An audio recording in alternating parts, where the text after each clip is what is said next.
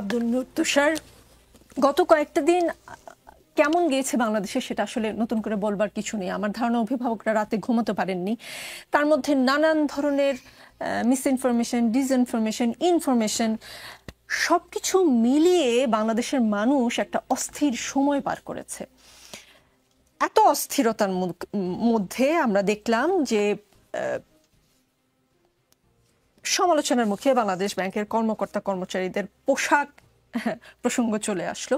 অনেকে বলছে এই পোশাকের নির্দেশনাটি, এই যে ঘটনা ঘটেছে মাইলস্টোনের ঘটনা, সেটাকে একটা চাপা দেওয়ার আসলে মানে পলিসি কিনা বা টেন্ডেন্সি কিনা। আমরা আগেও দেখেছি কোন একটা বড় ঘটনা ঘটলে আরেকটি ঘটনাকে দিয়ে সেটাকে এক ধরনের চাপা দেওয়ার চেষ্টা করা হয়।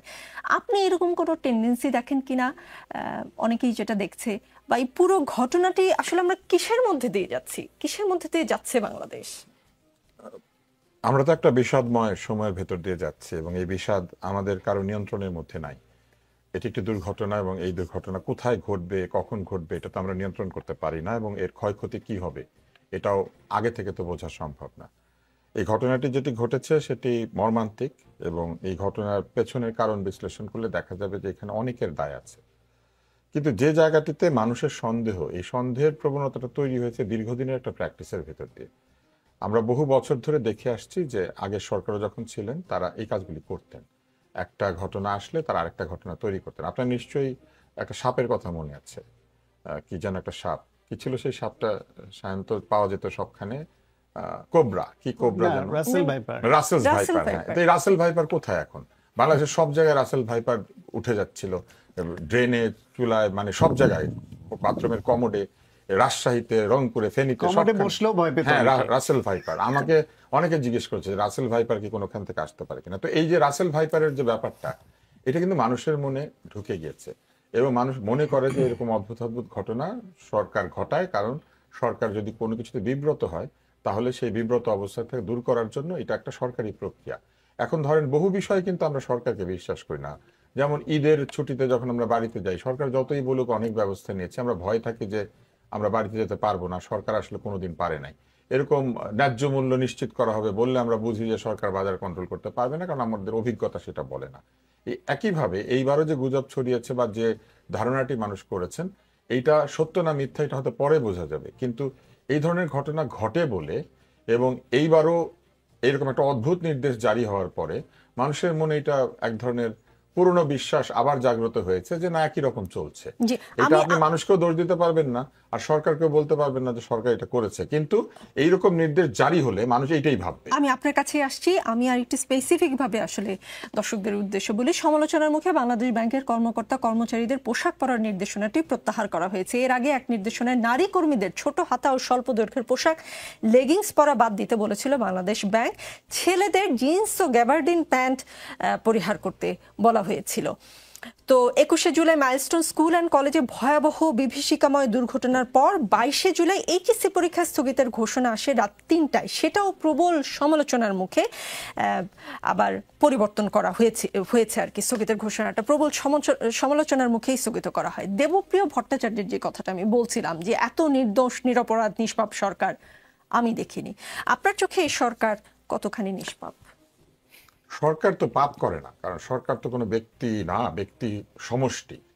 পাপ আসলে ব্যক্তিগত বিষয়, সমষ্টিগত পাপ হয় না, সমষ্টিগত অপরাধ হয়। তো পাপ হচ্ছে একটা রিলিজিয়াস ব্যাপার। পাপ আমরা করি আসলে যদি রিলিজিয়াস কোনো কিছু আমরা না মানি, আর অপরাধ হচ্ছে আমরা যদি আমাদের আইন কানুন এবং নৈতিকতার যে জায়গাগুলি আছে সেগুলি না মানি। সব পাপই অপরাধ, কিন্তু সব অপরাধ পাপ না।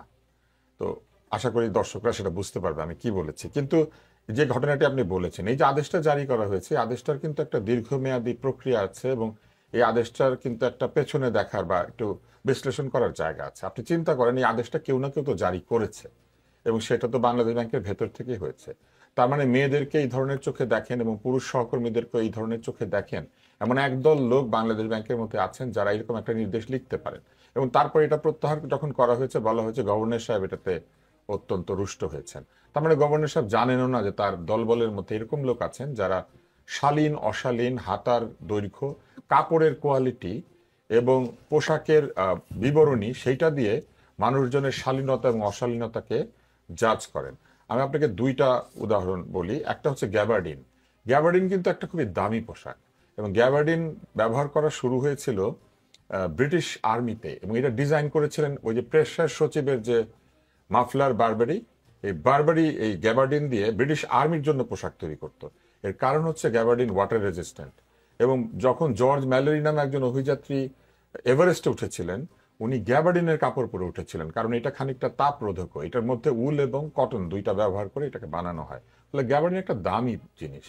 তো বাংলাদেশ ব্যাংক তো আসলে অনেক চুরি টুরি হয়েছে, তারপরে তারা ব্যাংক ট্যাঙ্ক চুরি করতে দিয়েছেন, তারপরে তারা এনবিএফআই লুট করতে দিয়েছেন। সম্ভবত তারা ভেবেছেন যে তাদের কর্মচারীরা যদি এরকম একটা দামি কাপড় দিয়ে পোশাক পরে সেটা ঠিক ভদ্রচিত হবে না। কিন্তু ব্রিটিশ এটিকেট এবং ব্রিটিশ পোশাক এবং ব্রিটিশ আর্মির পোশাক, আপনি বুঝতে পারছেন নিশ্চয়ই, গ্যাবার্ডিনের একটা অত্যন্ত পশ পোশাক। তো তারা সেই কাপড় পরতে নিষেধ করেছেন। তারপরে নিষেধ করেছেন জিন্স পরতে, এবং জিন্স এবং গ্যাবার্ডিনকে তারা একটু অশালীন ভেবেছেন পুরুষদের জন্য। আর মেয়েদের জন্য বলেছেন লেগিংস না পরতে, এবং ওখানেও জিন্সের নিষেধ আছে, হাতার দৈর্ঘ্য। প্রশ্ন হচ্ছে যে শালীন এবং অশালীন এই দুইটা শব্দ কিন্তু আসলে এক ধরনের পারসেপশন বা এক ধরনের জাজমেন্টাল বিষয়। এটার কোনো সীমারেখা নাই। কোনটা শালীন এবং কোনটা অশালীন এটা কে নির্ধারণ করবে? আমার চোখ এবং আমার মন নির্ধারণ করে যে কোনটা শালীন এবং কোনটা অশালীন। আপনি এখন যদি হেঁটে বাংলাদেশ ব্যাংকে ঢোকেন, আমার ধারণা এখন আপনাকে কেউ বলে দিবে আপনি অশালীন, কারণ এই পোশাক তাদের পছন্দ হচ্ছে না। এই যে পছন্দ অপছন্দ দিয়ে কিছুকে জাজ করা এবং তারপরে লিখে দেওয়া, যদি কেউ এটা ভঙ্গ করেন এইটাকে ধরে নেওয়া হবে আপনি শৃঙ্খলা ভঙ্গ করেছেন।